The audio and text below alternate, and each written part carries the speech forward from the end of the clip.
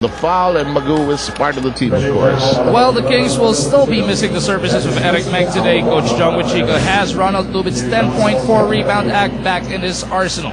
Tubid, who was suspended last time out because of an FF2, watched that Batangas game on TV and was frustrated as he felt his team was out-hustled by the Tropang Texters. Over the last couple of days in practice, gigil na gigil daw siya, and he just couldn't wait to get on the floor and contribute and bring his fearless act for Barangay Ginebra. Sir?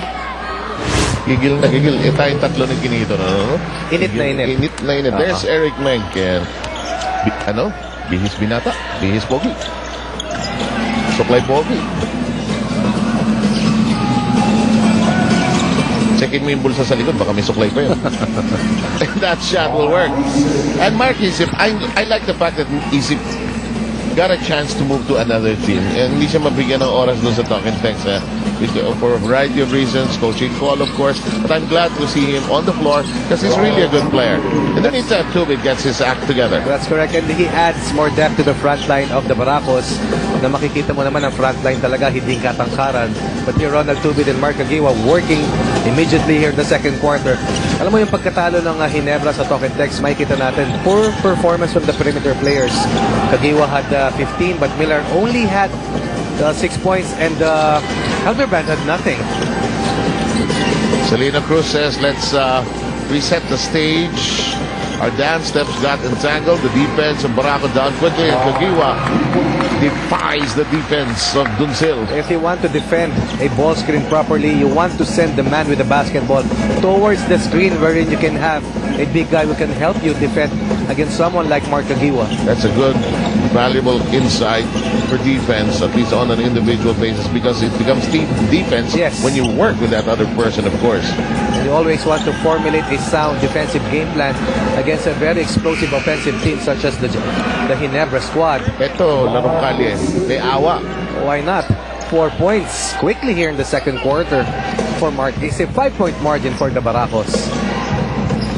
Coming down below 10 minutes here in the second quarter. And again, still to come later on in the PBA program here today on a Wednesday from the Araneta Coliseum. We've got Aces and Tropang Texters coming up. Loose ball, tapped to the wrong party. Janelle Bakuli disappointed that they lost a possession there. Selena Cruz kicks it over to Tubid. Wide open shot. And now they have the ball. They can forget about that tap that went away. La Horda.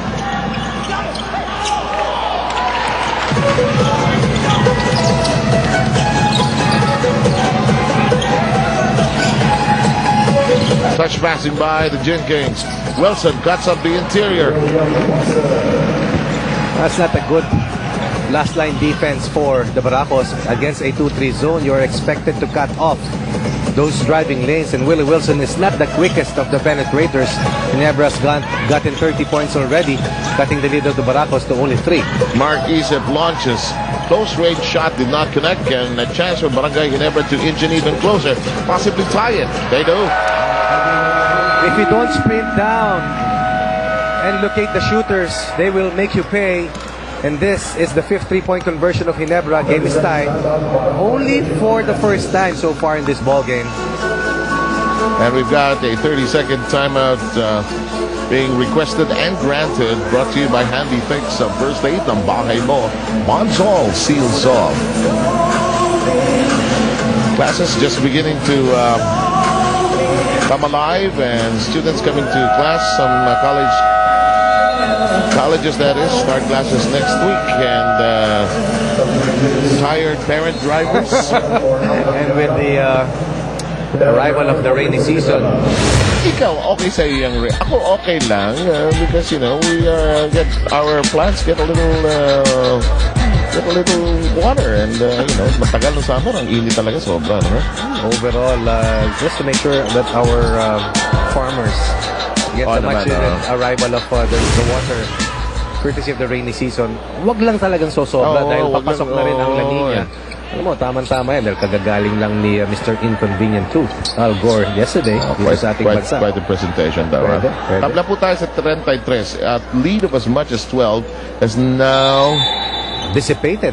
Wow, napaka-environmental mo. Eh, pasok na eh. Papasok Galing, na. galing mo ngayon, ha? Talagang 11-4 iba ka ngayon, ha? 11-4 run here by Ginebra in about 3.5 minutes of action here in the second quarter. Pag inumpisa mo na CO2 talk, iiwanan kita. No, but May H2O naman tayo. yan. Look at that stab by Humbalde. That doesn't work. Follow up. Okay.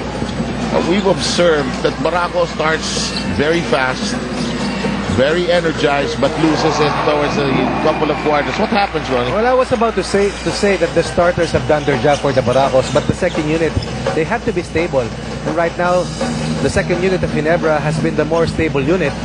Tagiwa already fired 9 points off the bench, 9 points in 9 minutes. Definitely defense of the Barakos have to be better here against the surge of the Gin Kings. First takes in the lead by Barangay Ginebra, but that is not a problem for Rob Wainwright, who's always had a good outside shot. It's a 3, makes it 36-35. Barako. The Barakos are not among the best shooting teams in the league, but today they have shot the ball really well from the 3. Brown decides to pass off to Kagiwa. Step back.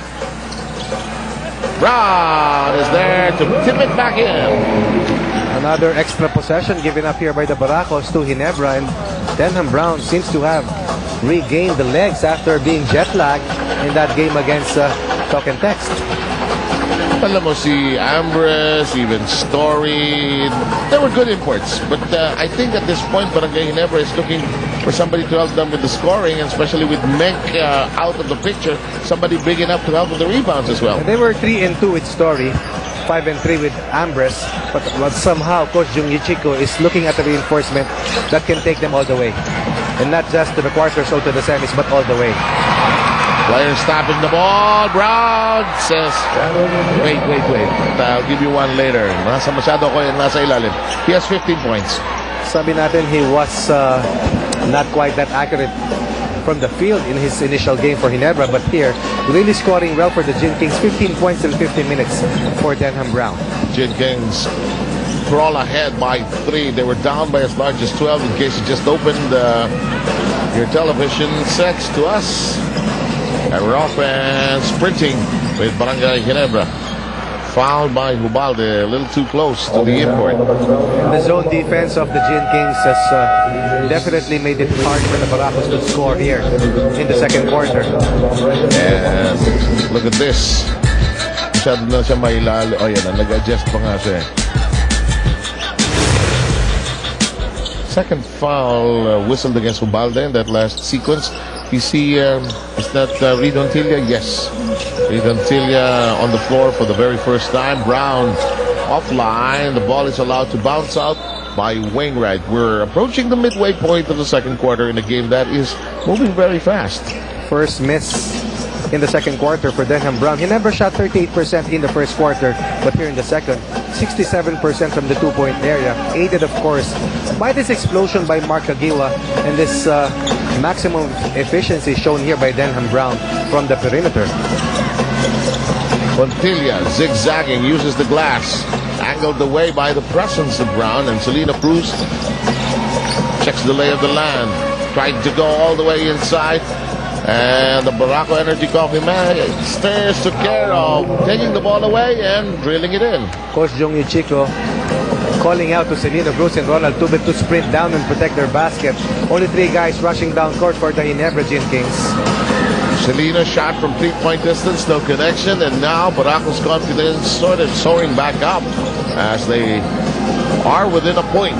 This is a team that really wants to push the pace. They want to score early and take quick shots. They cannot do so if they cannot make the defensive stops. Ubalde, glass shot, no. Reyes tried to put it back in, no success as well, and Tubit is there. Very small lineup here for Ginebra.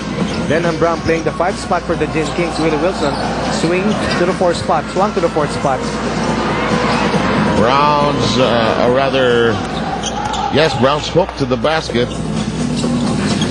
Crept away, and it's 39-38 Barangay Ginebra. Monroe, long distance call. Yes, it's a 3. Mini run here by the Barakos pushes them 2 points ahead of Ginebra. And Monroe already with 15.